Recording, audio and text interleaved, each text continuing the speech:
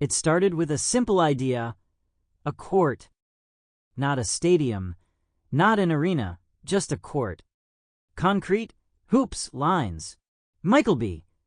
Jordan didn't make a big speech about it, didn't launch a campaign, or flood the news with press releases. He just showed up with plans, teams, equipment, and started building. One neighborhood at a time. He said it wasn't about charity or even basketball. It was about space.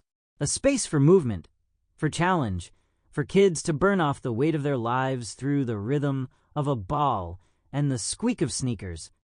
And soon, the spaces multiplied.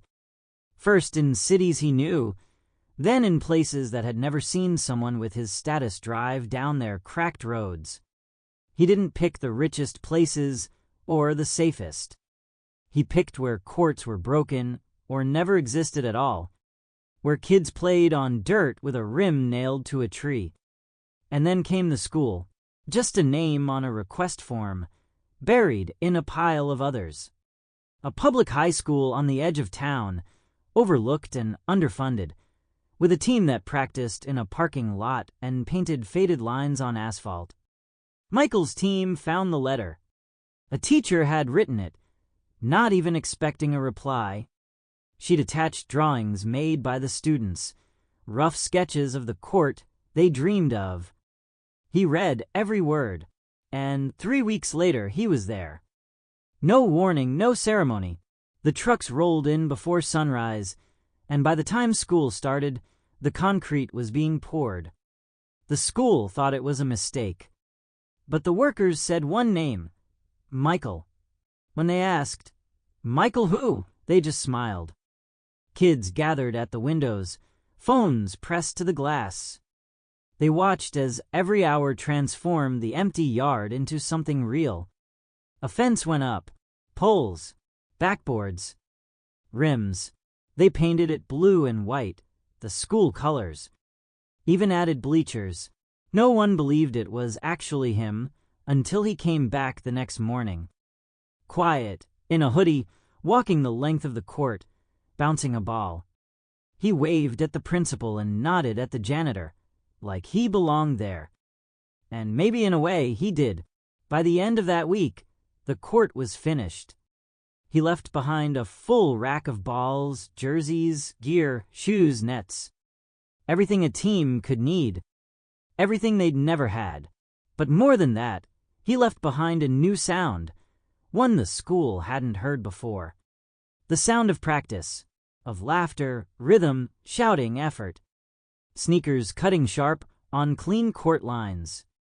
Coaches blowing whistles, not to make do, but to build. Kids showed up early and stayed late. They argued about fouls, high-fived after shots, started dreaming about tryouts and tournaments. The teacher who had written the letter cried when she saw them play their first game. And though Michael was already gone to the next build, his name lingered like paint on the surface of the court, sealed in the space he had carved from nothing. Word spread fast. The court wasn't just concrete and paint, it was possibility. The students who once drifted through their days now sprinted toward something that felt real. Coaches from other schools started asking questions. Parents who had stopped coming to games came back, cheering louder than they had in years. Local news stations tried to cover it, but they were always a step behind. Michael B. Jordan had already moved on to the next site, quietly, efficiently. Another school, another court, and another. He kept going not for headlines, but for the reactions. The wide eyes when the kids stepped onto a new court for the first time. The stunned silence that followed the realization. Someone out there believed in them enough to build this. Michael had always understood the power of sport, not just as competition, but as connection. And in every school he helped, he saw it happening. Kids talking more, teachers noticing a shift, energy changing. He didn't do ribbon cuttings or give speeches. He just showed up, saw what was needed, and left it better than it had been. Sometimes he'd stay to rebound for kids during practice. Sometimes he'd just watch from the bleachers, hoodie pulled low, smiling when a shot landed perfectly. He was building more than courts. He was building belief. Then came the ad tucked inside a local paper from a small, overlooked district. A single-page call for help. The school didn't have a court. In fact, they barely had a gym. No bleachers, no uniforms, no equipment. The ad was simple: looking for sponsors to help build a court for our kids. They love basketball. They just need a place to play. Most people would have missed it. But Michael didn't. He clipped the page himself, circled the school name, and called his team. They were there within the week. The school didn't believe it was happening until the cement trucks arrived. The principal came outside in disbelief. "Is this real?" he asked one of the workers. The worker nodded. "Mr. Jordan read your ad. By then, it had become a rhythm. Measurements, materials, layouts." This time, Michael added something new. He didn't just build the court, he outfitted the entire gym. He bought uniforms for every grade. Shoes in all sizes, ball racks, digital clocks, scoreboards. He installed lights so they could play at night. Mirrors for training, posters of players from their state who had made it to college ball. He wrote no checks. He bought everything outright and delivered it in person. When the students came back from winter break, it was like stepping into another school. One hallway had been repainted with a mural of basketball legends, including a blank silhouette labeled "You." The first practice was emotional. Kids who had never dribbled on a real surface were now playing under full lights, with gear that actually fit. A few cried. Michael stood in the shadows near the gym doors, hands in his pockets, and watched. He'd seen a lot of reactions by then, but everyone still hit him, because it reminded him of how he started, of what he needed when he was their age, and how no one had done this for him. That night, he stayed longer than usual. After the kids left, he walked onto the court alone, picked up a ball, and began shooting. No cameras, no reporters, just the sound of the net catching each shot. One of the janitors saw him and froze.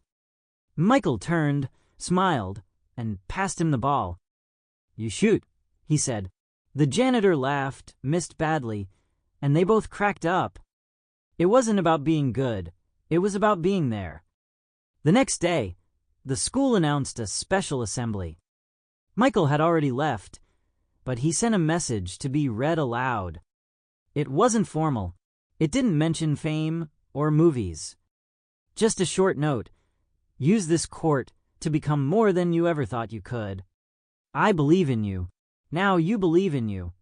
They framed it and hung it above the gym entrance. In the weeks that followed, more schools began reaching out. Teachers, students, even small communities without any organized sports. Michael's team could barely keep up, but he didn't slow down. He reviewed every letter himself. Not every school got a court right away, but every school got a response. And most eventually got a visit. At night, he'd sometimes read the letters again. He didn't respond as a celebrity. He responded as a man who knew what it meant to be overlooked and what it meant to be seen. He never called the project anything. No foundation, no brand, just actions. One court, one team, one school at a time. And the impact began to show. Attendance in those schools improved. Disciplinary actions dropped. Kids who used to sit alone now had teammates. Some of them started winning games. Some just played for the love of it. But they all felt something new, that someone had invested in their potential. They had a place, and for many, that was the first step toward believing they belonged somewhere bigger.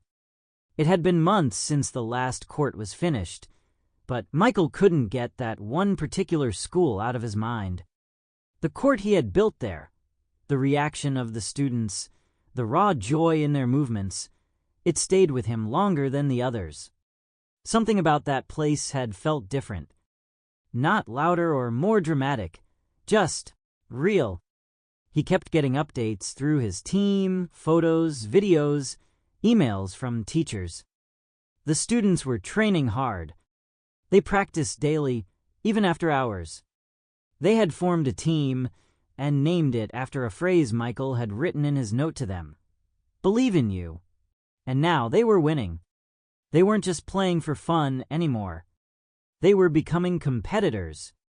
Coaches from other districts had started taking notice. One of the kids, a quiet forward with fast hands and a relentless drive, had been scouted by a prep academy. Michael watched footage on his phone, shaking his head with a proud, almost fatherly grin. Then, without telling anyone, he made a decision. He got in his car, drove 3 hours through back roads, and showed up on a Tuesday afternoon, just as the final bell rang. He walked into the gym wearing a hoodie and sweats unannounced. No cameras, no entourage, just him and a ball under his arm. The kids froze. Some gasped. One dropped his water bottle. Michael smiled, nodded, and said, "Who wants next?" The room exploded. Students rushed to grab jerseys and shoes. The coach stood speechless until Michael put a hand on his shoulder and said, "You've done a good job. Mind if I join today's practice?" The coach just nodded, still stunned. That afternoon, the gym became electric. Michael didn't talk much. He played. He passed, defended, drove into the lane, pulled up for smooth mid-range shots. The kids didn't hold back. They played hard, faster than usual, sharper. He loved it. Their energy, their hunger. It reminded him of himself years ago, when the world hadn't yet handed him anything, when he still had to prove it all. He laughed when a kid faked him out and scored. He clapped when someone hit a clean 3. He gave tips between plays, little things about footwork, spacing, patience. They listened like sponges, nodding, focused. At one point, during a break, one of the younger players came up and said, "Did you really build this just for us?" Michael nodded. "Yeah," he said. "I wanted you to have what I didn't." The kid looked at the court, then back at Michael. "I'm gonna go pro," he said, eyes wide and certain. "I believe you," Michael replied, tapping his chest. "But first, win your next game." They played until the sun went down. He stayed long after practice, talking with students and teachers, sitting on the edge of the court, sweat on his forehead, smiling like a man who had found exactly where he was supposed to be. Over the next year, the ripple grew into a wave. Other schools, where he had built courts, began sending updates too. Tournaments, wins, scholarships. Students who had once drifted through the background were now standing tall, medals around their necks, eyes locked on the future. Some were even coaching younger players, giving back before they'd even left.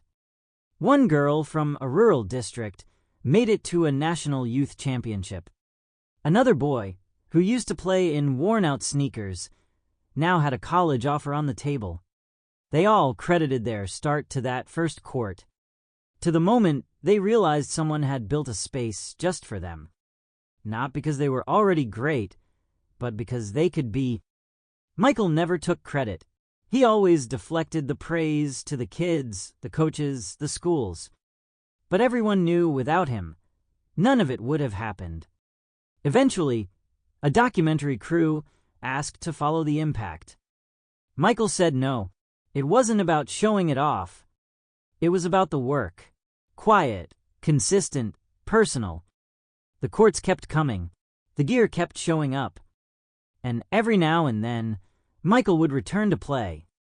He'd pop in unannounced, lace up his shoes, and step into a pickup game. The kids never knew when.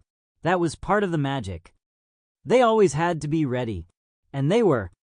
Because now, in every school where he had laid concrete and painted lines, the courts were more than just places to play.